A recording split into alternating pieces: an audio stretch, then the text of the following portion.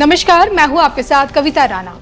दोस्ती की एक नई इबादत लिखने, तरक्की की एक नया अध्याय जोड़ने, रिश्तों को एक नया नाम देने देश के प्रधानमंत्री नरेंद्र मोदी हज से ठीक पहले सऊदी अरब में लैंड कर चुके हैं। मक्का का प्रवेश द्वार कहा जाने वाले जेद्दा शहर में पीएम मोदी की मौजूदगी यूं तो देखिए कई मायनों में खास है। इसी शहर से दो देशों के बीच कई अहम समझौते होंगे। इसी शहर से भारत सऊदी अरब की दूरियों को हमेशा के लिए मिटा दिया जाएगा और इसी शहर से व्यापारिक रिश्तों को एक नई मजबूती मिलेगी।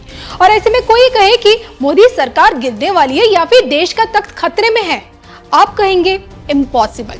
लेकिन पिछले साल 4 जून के नतीजों के बाद कांग्रेसी राहुल गांधी ने बैसाखी से चलने वाली मोदी सरकार की एक्सपायरी डेट घोषित कर दी थी। कांग्रेसी खेमे से इस बात की भविष्यवाणी होने लगी थी कि मोदी सरकार अपना तीसरा कार्यकाल पूरा नहीं कर सकेगी, जबकि बड़ी ही मजबूती के साथ वक्फ कानून जैसे ऐतिहासिक फैसले लिए जा रहे हैं और तो और बिना इफ बट के सरकार भी चल रही है। और ऐसे में देश के महारथी राजा को लेकर रतलाम की धरती से मां गोठड़ा मां ने कौन सी एक नई भविष्यवाणी की है, देखिए इस पर हमारी ये खास रिपोर्ट।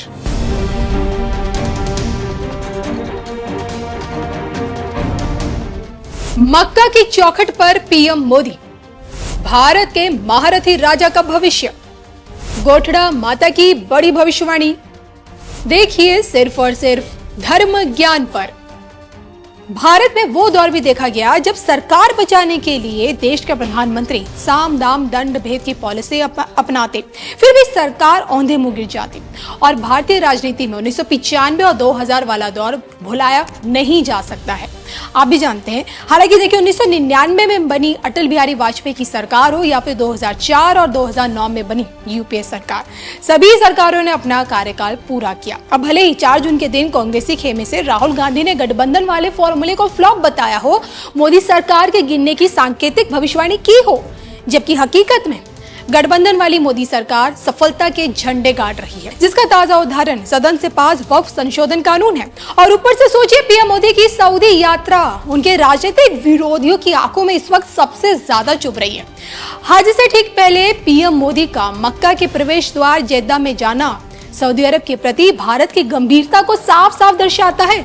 आज अगर पीएम मोदी 2047 वाला विकसित भारत का संकल्प लेकर चल रहे हैं, तो दूसरी तरफ क्राउन प्रिंस सलमान है जिनका विजन 2030 एक नए सऊदी अरब को विश्व पटल पर खड़ा कर रहा है। दो राष्ट्राध्यक्षों का यही मकसद उनकी सोच की समानताओं को दर्शाता है। और जब यही समानताएं सोचिए एक साथ मिलकर जब काम करती हैं, तो नए नए इतिहास रचे जाते हैं। वैसे एक नया इतिहास गोठड़ा मां के धाम से भी रचा जाना है। एक बार फिर देश की नेतृत्व शक्ति को लेकर गोठड़ा मां की भविष्यवाणी सामने आई है।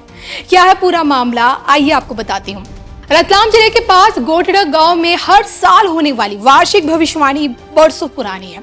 हर साल होने वाला यह आयोजन गोठड़ा मां को पूरी तरह से समर्पित होता है, जो कि लोगों में गोठड़ा मां के प्रति अटूट विश्वास, आस्था और इसी विश्वास के चलते महिषासुर मर्दिनी मंदिर में वार्षिक भविष्यवाणी का सम्मेलन एक तरह से आयोजन होता है, जो कि इस आयोजन से लोगों की आस्था जुड़ी और जिस कारण भविष्यवाणी सुनने के लिए आम आदमी से लेकर नेता तक मां के दरबार में हाजिरी लगाते हैं।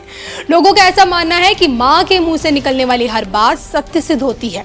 इस बार भी हजारों श्रद्धालुओं की मौजूदगी में पंडा जी के मुख से गोठड़ा वाली मां की भविष्यवाणी हुई। भविष्यवाणी में खंडित वर्षा के संकेत दिए गए। इस बात की सांकेतिक भविष्यवाणी हुई कि सोने चांदी के भाव में मंदी का दौर देखने को मिलेगा और तो और देश का राजा नहीं बदलेगा, जिसका मतलब यह है कि प्रधानमंत्री की सत्ता पर कोई खतरा नहीं है। पीएम मोदी ही प्रधानमंत्री बनेंगे, लेकिन क्या अपना ये तीसरा कार्यकाल पूरा कर सकेंगे? इस पर आप क्या सोचते हैं, कमेंट करके बताइएगा जरूर।